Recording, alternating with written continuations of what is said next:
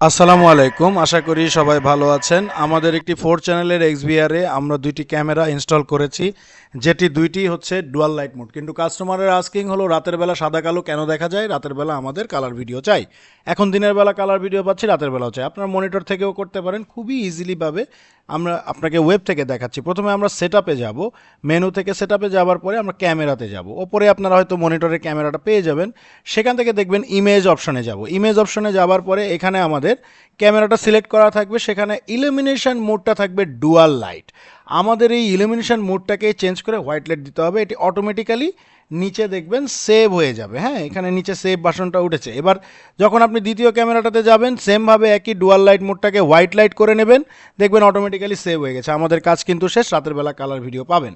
আর specially যদি dual লাইটের ফাংশনটা কিভাবে কাজ করে, ইনফ্রারেডের ফাংশনটা কিভাবে কাজ করে এটা জানতে হয়, তাহলে দয়া করে আপনারা এই আমার চ্যানেলের HD dual light camera tutorial পুরোটা দেখবেন।